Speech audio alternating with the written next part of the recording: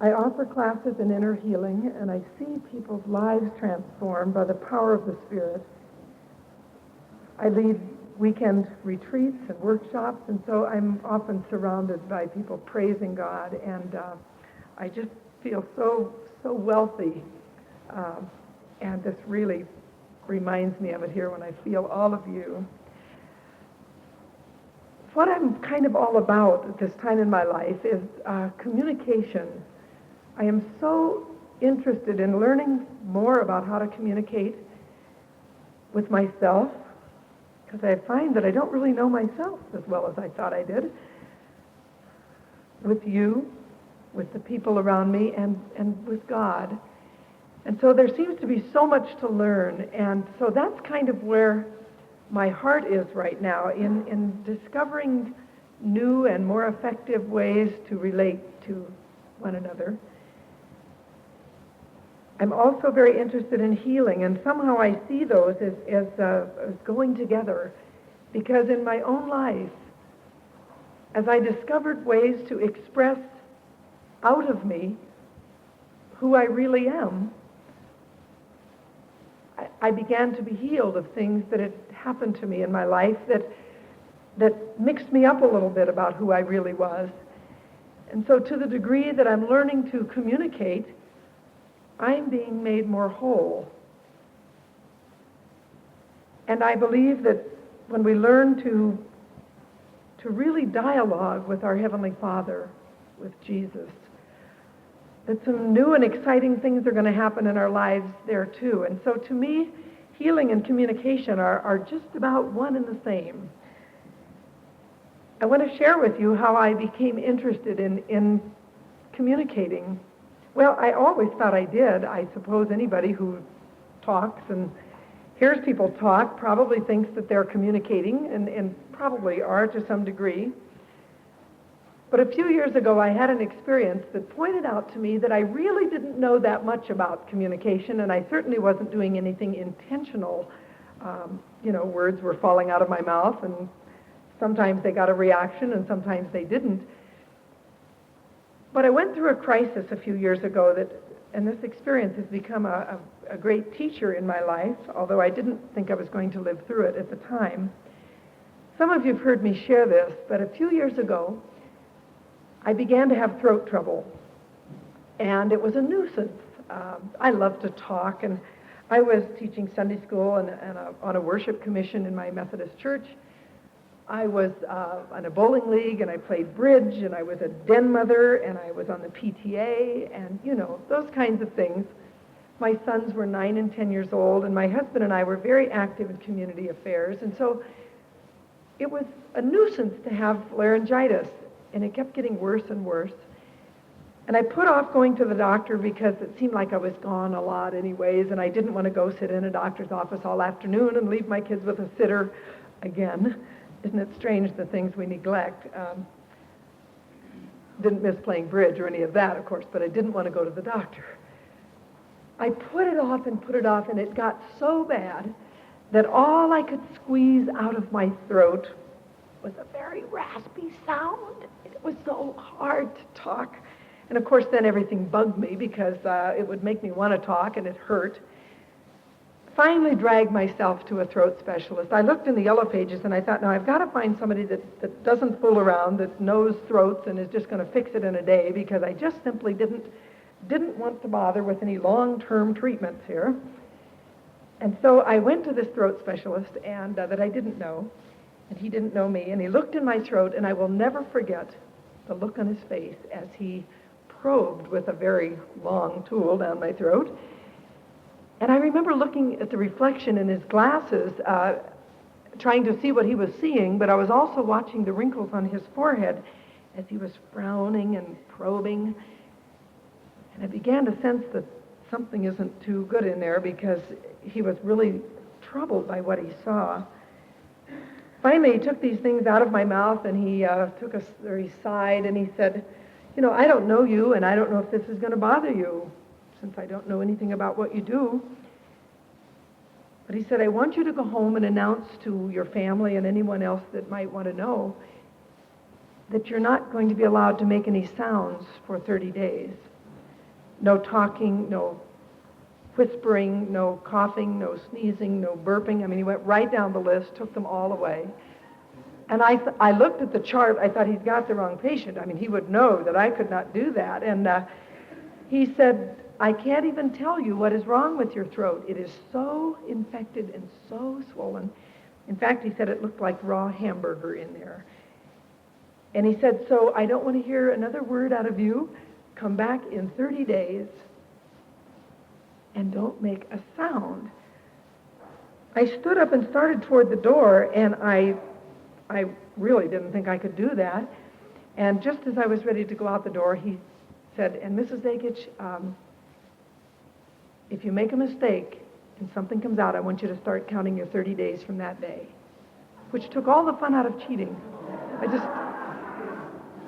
And I walked out of that office, and I went out to my car, and I started driving home, and the full impact of this did not hit me yet. I mean, how does a mother of 9 and 10-year-old boys not talk? Tell me that. I started thinking of them first of all, and as I was driving home, I thought of who's going to tell them to comb their hair and brush their teeth and tie their shoe and wear a sweater and shut the door and bring in their bike and do their homework and take a shower and quit hitting your brother and don't bounce the ball in the living room and zip your fly and all that, who's going to do that if I can't do it?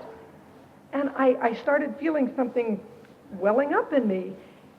And then I thought of my husband, still driving home, going, my goodness, how can we be married and me not talk? I even went so far as to think, how will he ever make any decisions without me? I was in for so many surprises. The closer I got to home, the more this started welling up in me, like, I can't talk on the phone. How am I going to play bridge if I can't talk? How can I stand up at the PTA meetings and give them all my neat ideas? How will I teach Sunday school? And by the time I got in my driveway, I was becoming so overwhelmed with what am I going to do if I can't talk? Well, it didn't help for me to walk in the front door. I'd been gone about 3 hours, and much to my surprise, some drop-in company was there. Some people that I didn't even know very well, and somehow to open the door and to have them leap out and say, surprise, did not thrill me. This was very serious business, and I needed to talk to my family. And so I went, I didn't want to say, what are you doing here? So I just remember sort of being blank. My husband turned around from the kitchen, which was about over to that wall from the front door, and he turned around and he had a barbecue apron on. He had invited all these people for dinner. It was a nightmare for me. But he turned around and he says, honey, what'd the doctor say? I had to strain with all of my energy and say, honey, he says I can't talk for a whole month. Now, he says he didn't grin, but I saw him grin, and he turned his head, and I stood there after I had used all of my life to squeeze that out, and I waited for them to come and sympathize with me. And instead, would you believe that they all went to my husband, and the men were saying, Dan, where'd you find this doctor? I want to send my wife to him. And they made this big joke about it. And I was stunned, and somehow I got through this evening of barbecuing for these people. But the evening frittered away. The next thing I knew, my husband was saying, honey, I've got to get up early in the morning, so I'm going to go to bed. I'll see you in the morning. And my boys were already asleep, and everybody was gone, and I'm cleaning these barbecue tools, standing there over the sink at 11 o'clock at night thinking, this is my last night on earth, and there's nobody to talk to. I was supposed to start in the morning. I couldn't believe the feelings that began to well up in me. Well, the next day I started my 30 days of silence. Oh, you young people could probably relate to my sons. They weren't there in the living room when I told my husband what was wrong. They came in a little later, and they ran to me. I was hiding in the bedroom during the evening, and they came in and they said, Mommy, what's happening with your throat? What did the doctor find out? And I was so hurt by what had happened out in the kitchen. I was still sort of licking my wounds. And I thought, well, I'm going to get a little more sympathy from these guys. And so I probably went a little overboard now that I think of it. But I got down on my knees, and I said, boys, come here. They looked at each other, and they walked over toward me, and I took their little hands in my face, or their little faces in my hands, and I said, boys, this is going to be hard on you, I know.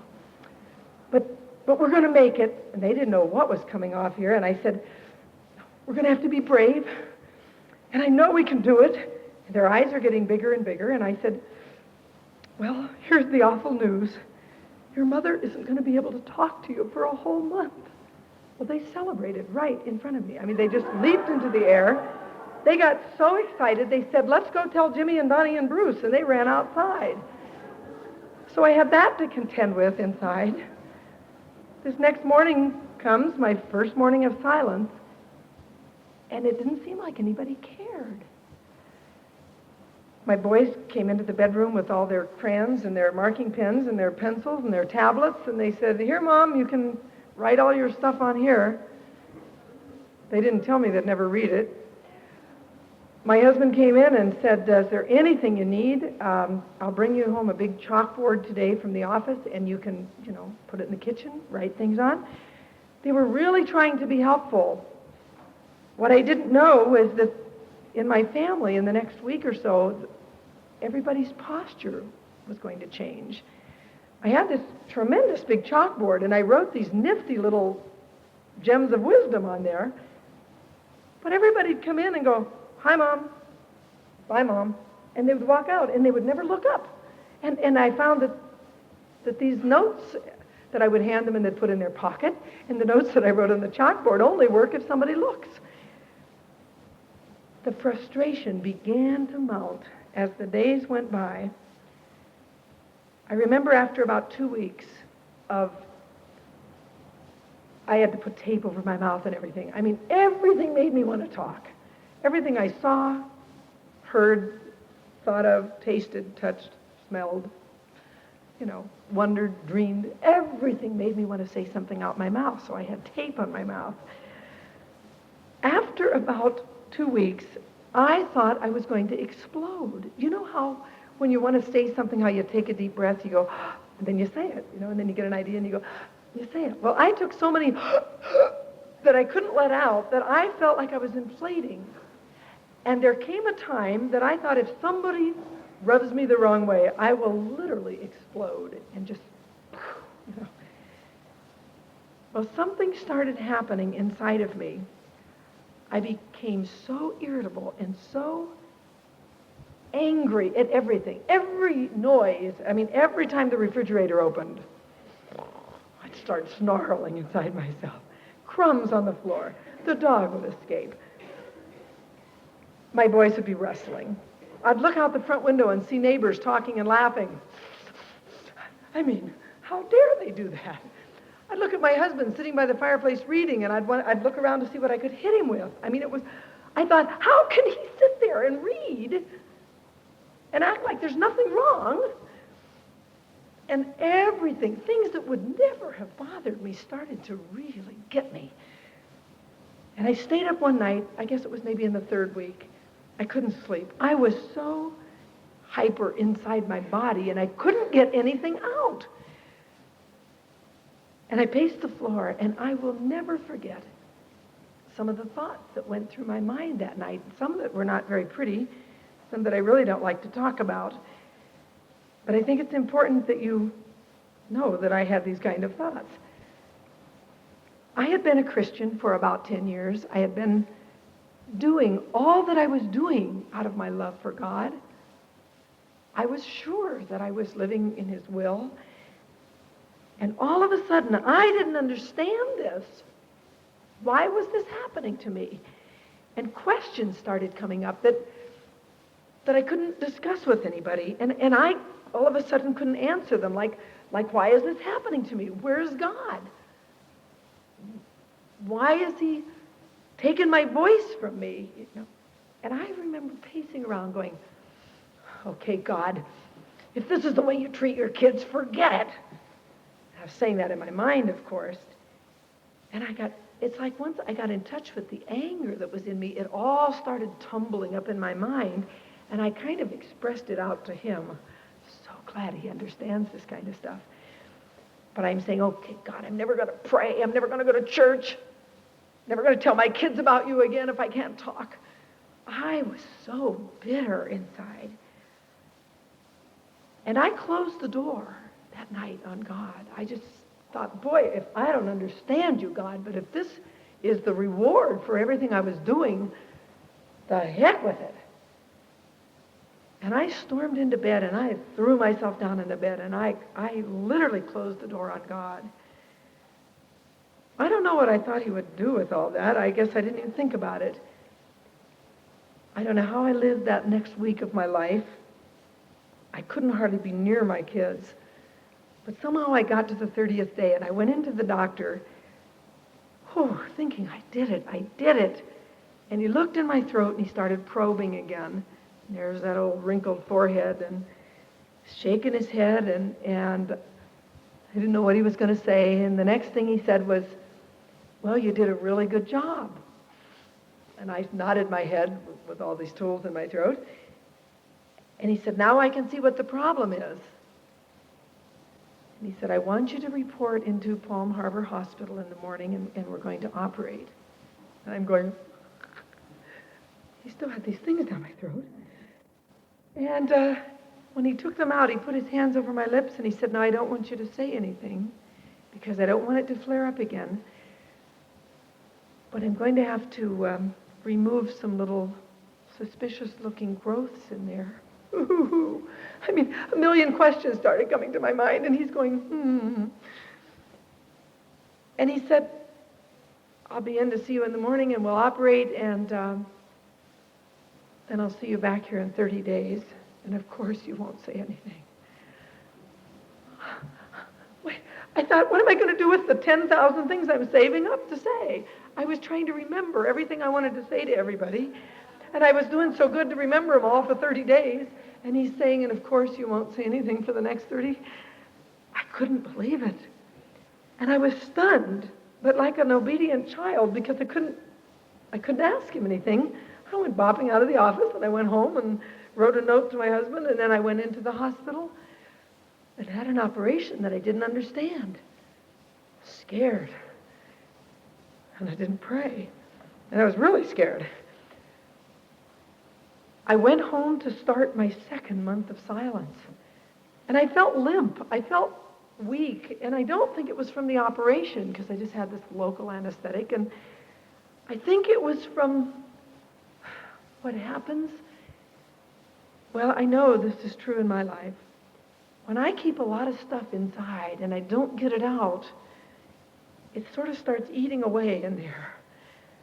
And I felt like it was consuming me, all this anger and rage and frustration and these questions and this hurt that I couldn't even label that part. But I felt weak. I felt hollowed out somehow. And I came home from the hospital, and I thought, I can't go through this with my kids anymore. I can't look at them. I can't watch my husband act like everything's okay. I had to look away from all that. And I remember going into a back bedroom and getting a marking pen, and I wrote this sign, "Do not disturb," and I put it on the door. And I hold up in this bedroom, "Do not disturb." And everybody took it seriously. They left me alone, which was an interesting thing to monitor my systems, because part of me didn't want anybody around me, but some other part of me wished they would have come in and said, "We're not going to leave you alone back here." But I didn't really know that then.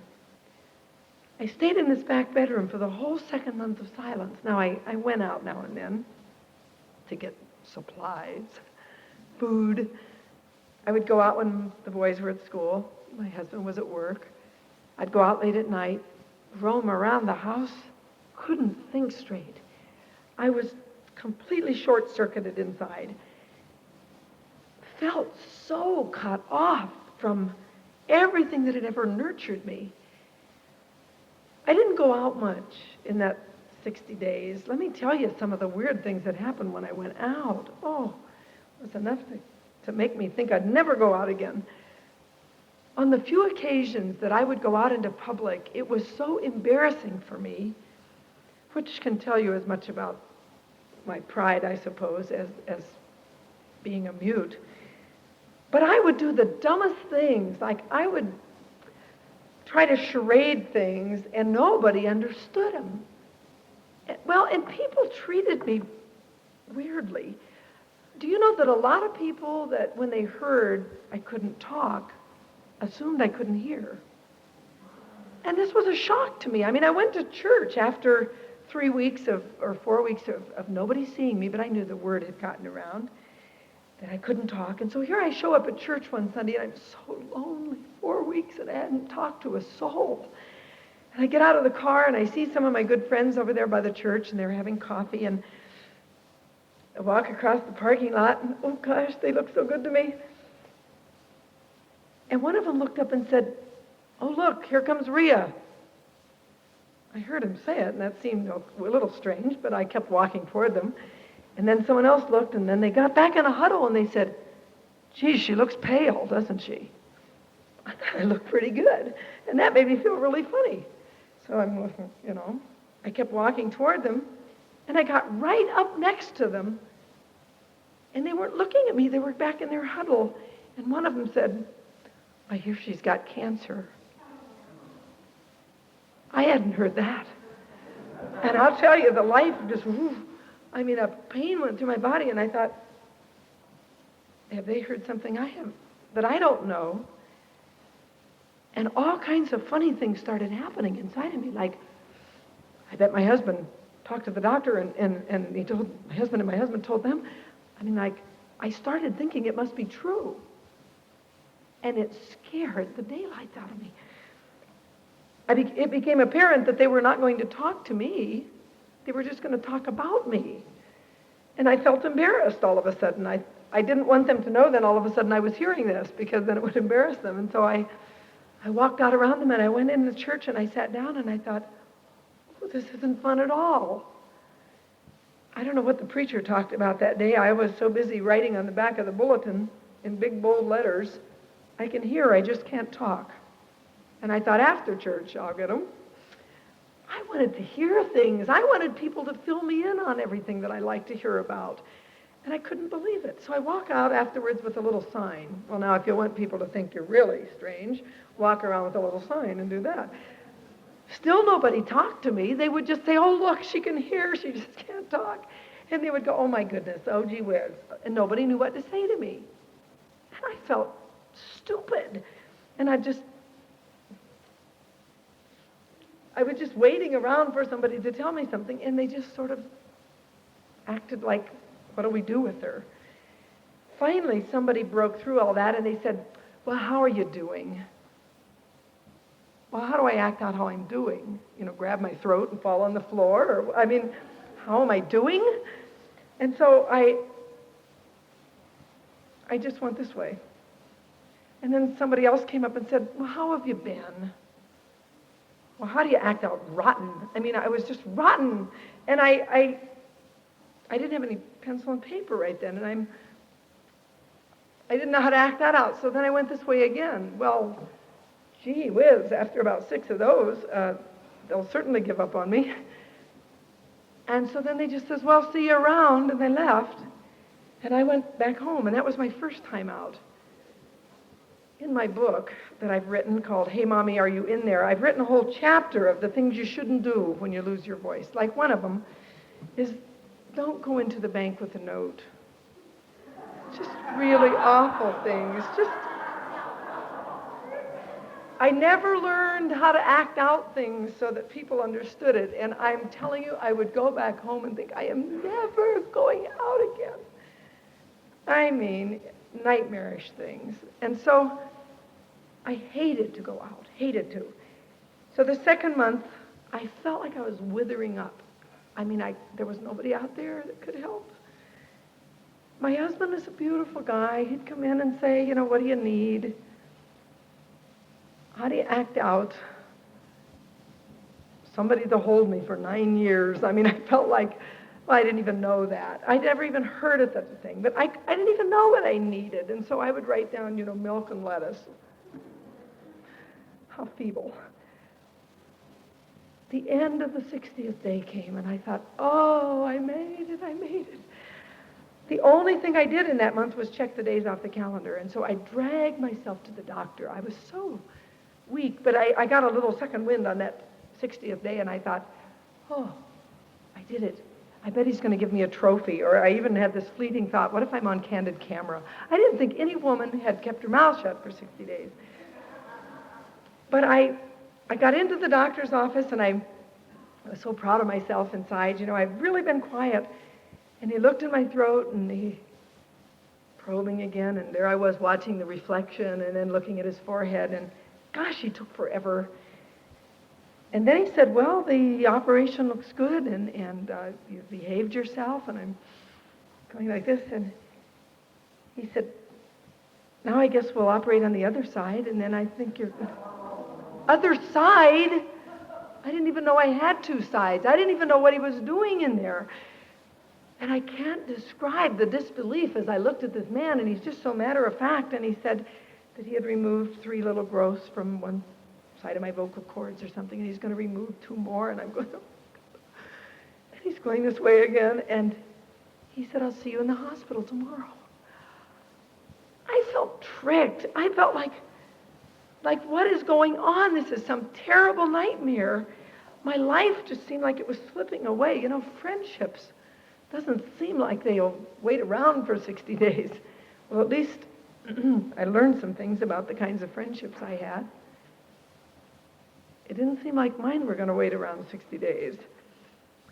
But I was going to learn some priceless lessons during this, but I wasn't quite in touch with them at this moment.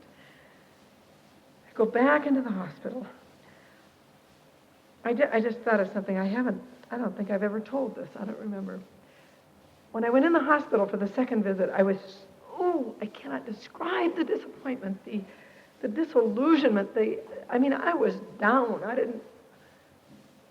I was down as far as I knew you could get, but I didn't know I was going to go farther. But I was flat on the floor. And I'm in the hospital, and they put me in a room with 3 yakety ladies that are all sitting on the side of their beds going, oh, what are you in for? And they're all, nothing was more repulsive to me than people who enjoyed themselves and had fun. And they're just sitting there talking about the operations they're going to have the next morning, and one of them was going to have a throat operation for a tumor. And they're all saying, what are you in for? And I'm going, and I can't talk, and I didn't have anything to write with. And so they're just sort of acting like I can't hear, and then they're saying, gee, I wonder what she's in for. Well, I was so annoyed with them. I laid down and I covered up my head. This was the evening before. And I heard a voice at the door say, there's one of you, Rhea Zakich, a strong man's voice. And they didn't know. They just knew that none of them were. And I peeked down, and here was this tall, handsome priest person. I didn't know any priests, but he had a black suit, little white thing right there, and I'm going, priest. And why was he asking for me? I'd never seen this person before. And I just peered over my little sheet, and he walked over and he said, are you Rhea Zakich? And I went, and he said, I've come to pray for you. And I thought, ew, what do priests do? I didn't know what he was going to do there. And I thought, well, I don't talk to God anymore, but I couldn't say that. I was embarrassed. All these gals got on the edge of their bed, and they're all watching him, and I'm laying there like this. Well, he just put his hand on my throat, and he raised his hand to God, and he just, Heavenly Father, bless this beautiful child of yours. And I'm going, oh, get him out of here, God. I was so, the prayer I was praying was not very much for my healing. I didn't know who he was, and I didn't want him there, and these girls were looking at me, and I was mad at God, and how come he didn't know it? He finished his prayer, and he touched me on the forehead, and he left. Maybe it was the same guy that carried the lantern down the railroad tracks. I don't know. No, I found out who this was later. But do you know what? When he left, I was so relieved. Next morning, I went in for my operation and came back to my bed. And do you know that the other 2 were knocked out from an anesthetic But this gal's sitting on the edge of her bed, swinging her feet, going, praise the Lord, praise the Lord. She said, you know that man that was in here praying for you yesterday? She said, I just opened my heart and I was healed. And I had just gone through the operation. I wanted to say, that was my healing. I couldn't believe it. What was she doing getting healed with my priest? I was wretched inside. I went home, just, added that to everything else going on inside. The doctor walked me out to the car, he wheeled me out to the car that day when I was going home from the hospital.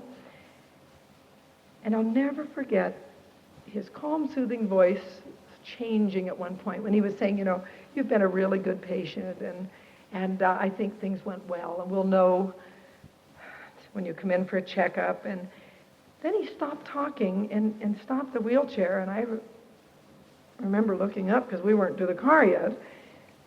And he came around in front of me and he said, Rhea, I'm not quite sure how to say this. I hate those. My heart started pounding. And he said, now I don't want to frighten you, but I want you to be thinking about something.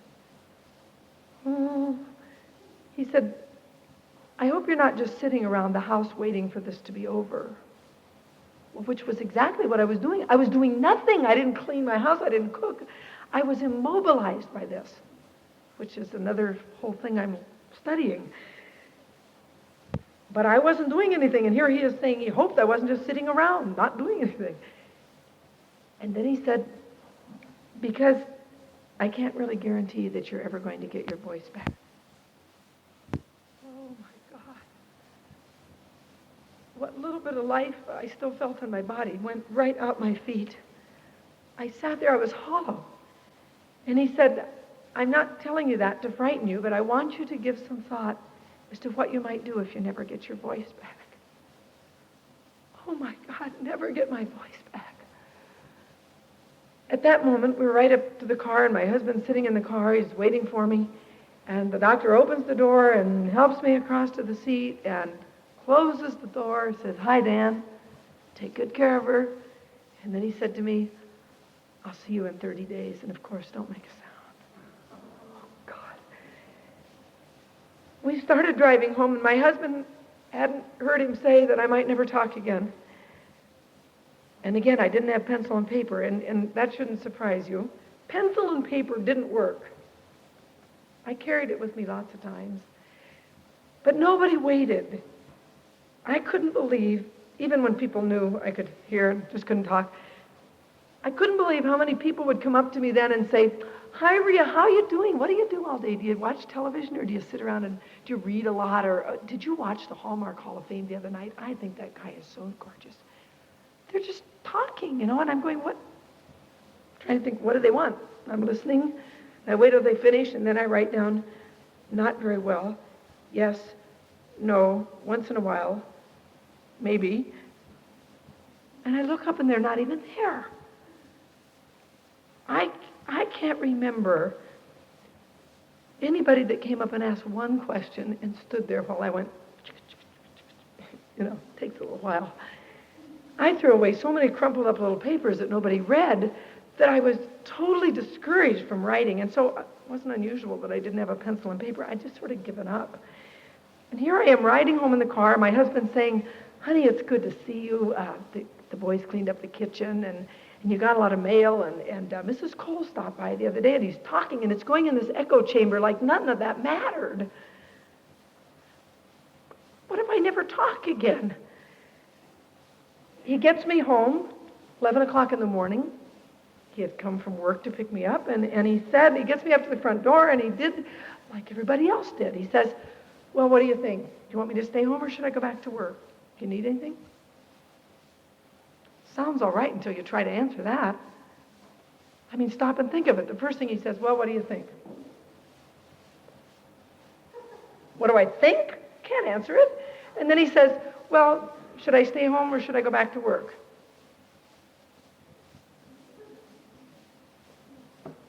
I couldn't think of what, which. I hadn't talked to him for 2 months. I didn't know if he'd lose his job. I didn't even know what his job was, come to think of it. I mean, he's saying, should I, and I'm going, and then he says, do you need anything? kinds of things I needed, I couldn't even form. And so I remember just going, so I went back to work. And a part of me, I was really on the brink of discovering that there's so many parts of myself. The part of me that just wanted to go, get out of here. And some part of me inside going, why is he leaving me?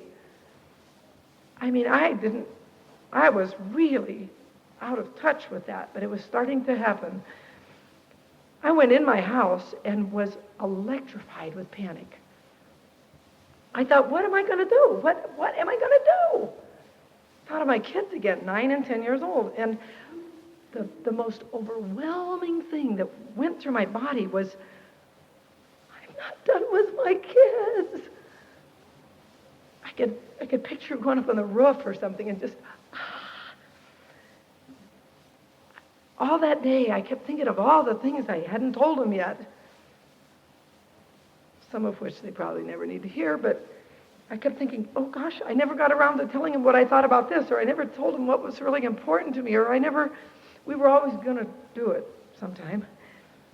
And then I would think of all the things I had shouted at him, and now I couldn't even tell him I was sorry. And the mixture of feelings in my body, I just couldn't believe. All that day, I was scurrying through the house going, I looked in cupboards and drawers and doors and under the beds and behind. I don't know what I thought I would find it, but it was this feeling of like, I got to think of something. I got to think of what I'm going to do. Because everything in my life that had meaning involved my voice. My Sunday school teaching, my mothering, my wifing, my neighboring, my PTAing, my then mothering, everything involved my voice. I felt like a total failure. Well, that night, I was to have another late night experience with God.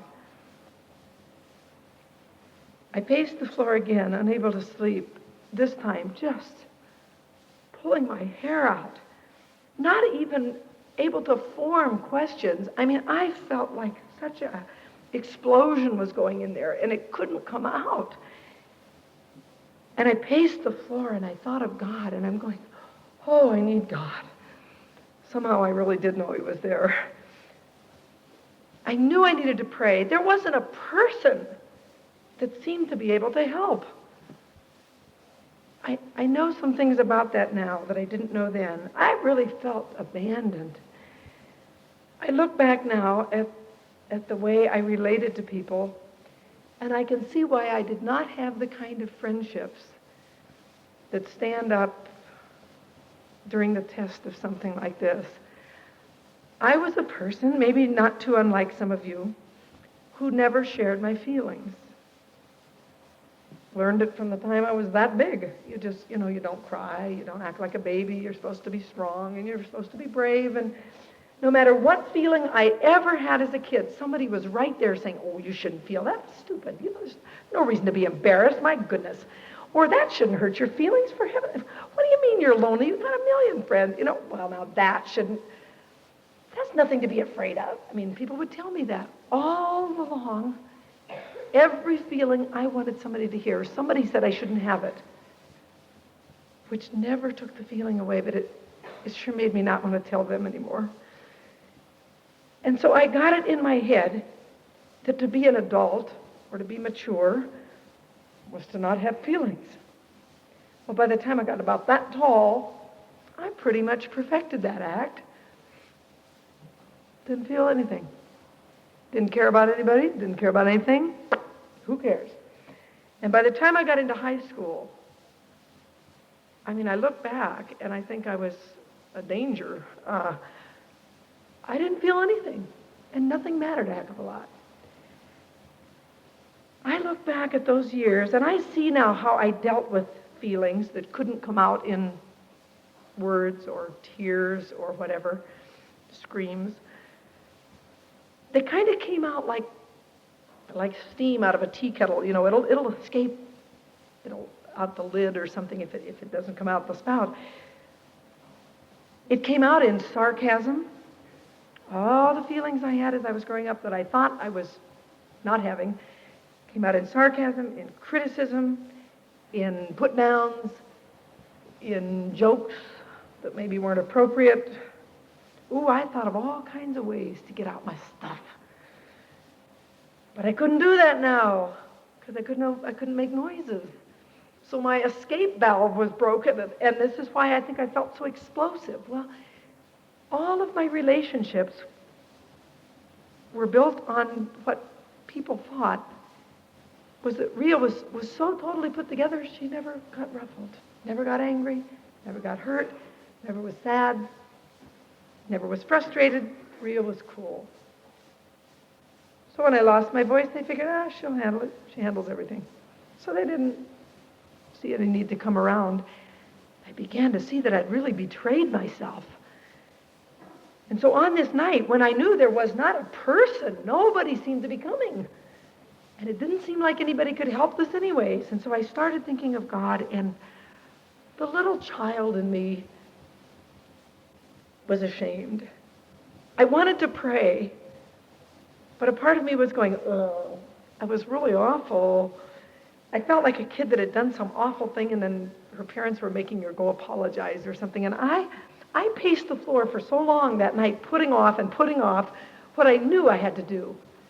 And that was that I had to go, oh my God, what am I going to do? But I put it off a long time. I went and I thought, well, I'm going to set up this little altar. And I got my Bible. See, I knew I was going to get with it in a minute, but I put my Bible out there, and then I thought, well, I need a candle. And when I got a candle, and I lit it, and then I sat down and I looked it over, and I thought, I think I'll put on some music. And all of this was just prolonging what my spirit was just aching to do. Before I got up to go put on the music, I felt something begin to well up in me, like something backing up, And at one point, it was like a wave, and I knew I couldn't wait another minute. And I fell in a heap on the floor. I just buckled and began to sob, the kinds of sobs that come up from the bottoms of your feet. And let me tell you, for a person who hadn't cried for some 35 years, this was a frightening experience. Because I didn't know what this was, and I thought I was dying. These racking sobs that felt like I was trying to get something out that was square, and it was trying to come out a round hole or something. It hurt.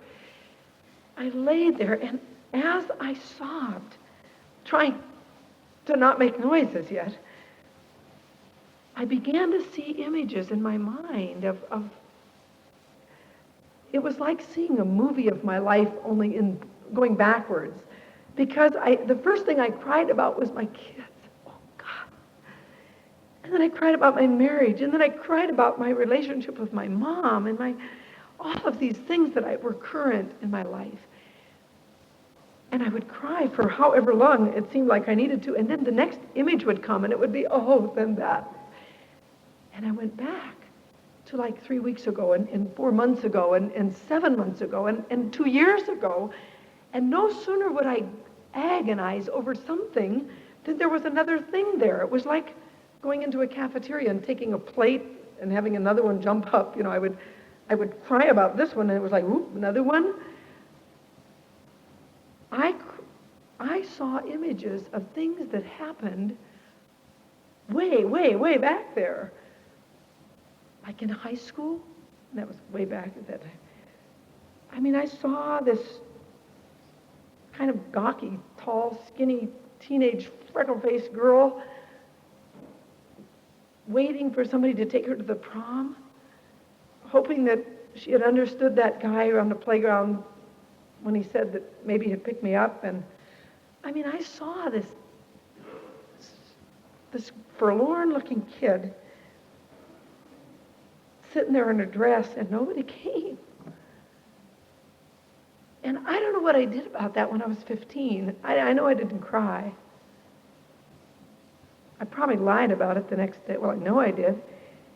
Probably told a lot of dirty jokes and cussed, and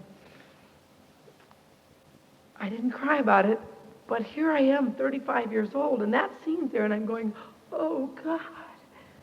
And that was as fresh and real. I went back to the third grader that lost the spelling bee with a dumb word like hero. I should have known it wasn't H-E-O-R. I don't know what I did in third grade. I didn't cry when the kids all said, retardo, stupid, dumbhead. I probably pushed them off the slide. I don't know what I did, but boy, I didn't cry. But on this night, I'm crying about that like it was just happening. Something beautiful happened after I poured out what seemed like 35 years of stuff and garbage and junk and pain. I reached a place where this wasn't anymore. It was just kind of, I don't know how long I'd laid there, and I wasn't moving, and it was totally dark. It was probably like 4 in the morning. I remember thinking I died. There was no feeling. There was nothing there. It was like a void. And this little thought danced through my head, did I die? I remembered thinking, I don't really care, because it didn't hurt. But for some reason, I remembered what I had set out to do, and that was to pray. And without any pain or emotion, the words were formed in my mind, my God, what am I going to do with my life? It was more a fascination than a beseeching kind of a prayer. And the minute I had said that or thought that, it was almost as though that flowed this way. And then something came this way that I didn't recognize. It was the thoughts, I thought you gave your life to me. I knew it wasn't for me because I wanted to argue right away. In my mind, I thought, well, I did, Lord. When I went into inner city and I worked there and then I was teaching Sunday, I started thinking of all these little excuses. And then suddenly I realized that I didn't have to argue. I just said, Lord, I did give my life to you. Oh, I have something in my eye that I'll have to blink out here. And the minute I thought that I did give my life to you, the thought came this way, then why have you taken it back? And I thought, well, did I take it back? Somebody have a Kleenex that I can mop this up with?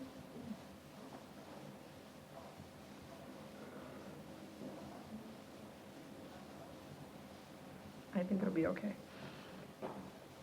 Oh, thank you. I'm a mess when I'm up here. This thought came from this other direction, then why have you taken it back? And I thought, did I take it back? And then I heard my prayer again.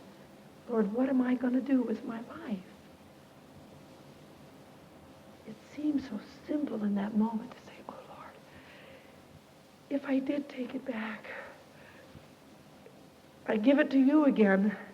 And I have to admit that the minute I had that thought, the thought went through my mind, geez, what if he says, who has any use for a broken person like you from Garden Grove? I felt like, what a nothing here.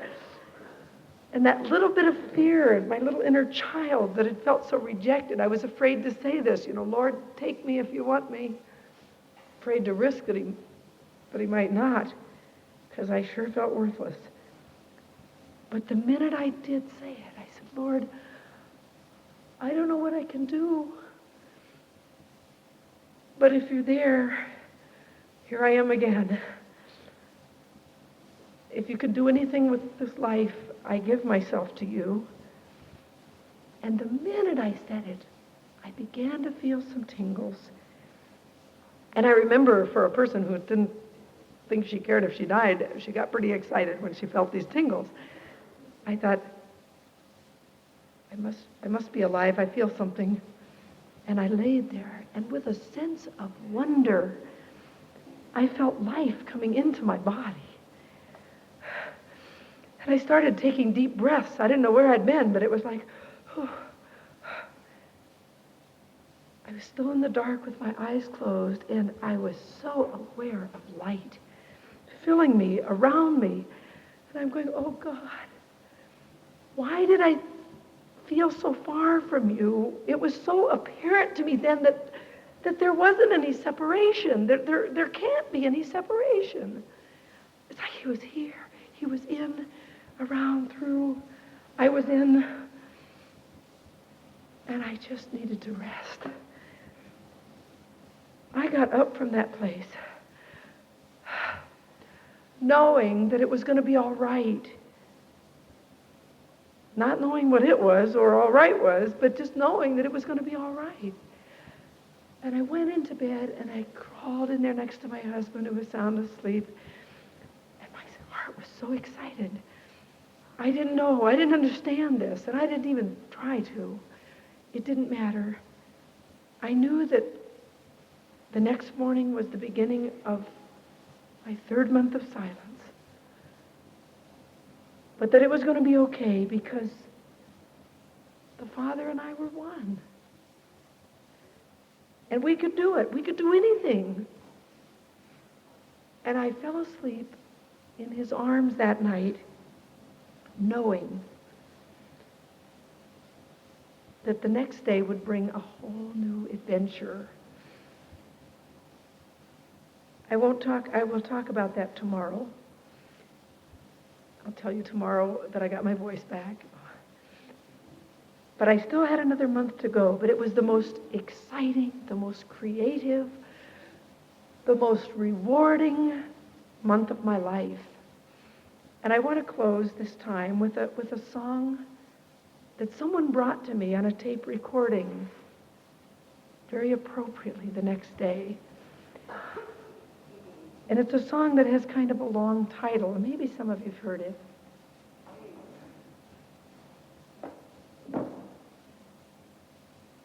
It's called, I Can't Be in Touch with You If I'm Not in Touch with Me. I realized in that brief experience, well, it seemed like it took 1,000 years, but it was one night, I realized that when I emptied all of that stuff out of me, that I experienced probably for the only time in my life who I really was. And I was one with the Father. And there was no confusion, and there was no pain. And I got up the next day vowing that I needed to stay in this place, whatever this place is. I couldn't let anything go in to contaminate what I was experiencing. I got in touch also with the fact that I wanted my life to matter. Oh, God, I wanted it to matter. And I love people. And I knew that if I ever wanted to be in touch with anybody else, that I would need to stay in touch with myself. Which meant that if I found any flaws, that I would need to let them be flushed out of my body, not keep them in there, not keep them hidden, but just really be open. I can't be in touch with you if I'm not in touch with me.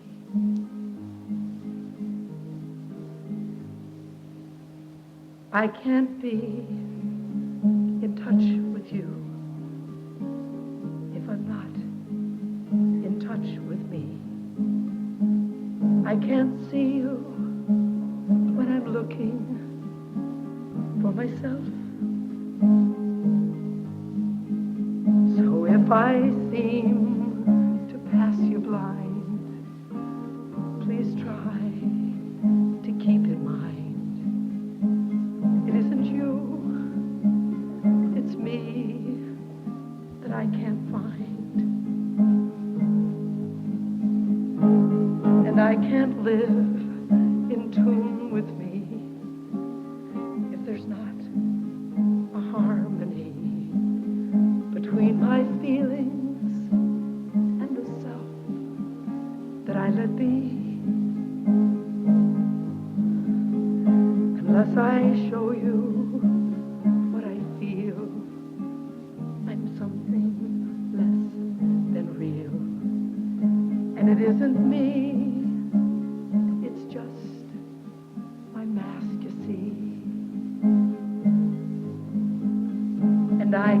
give unselfishly, unless the self I give is me. I can't give you only what I'd like to be. So if I offer you my flaws, remember it's because it would be selfishness to give you less of me.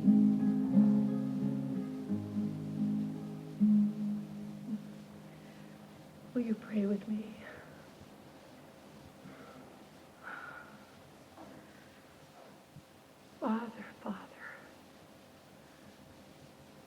Father, oh God, it's good to say that. It feels good, Lord, to remind myself that we are really one with you, and that there's no place that you're not. And oh my God, I ache for the people that have their years of stuff bottled up inside, somehow dulling or blocking the experience of your love.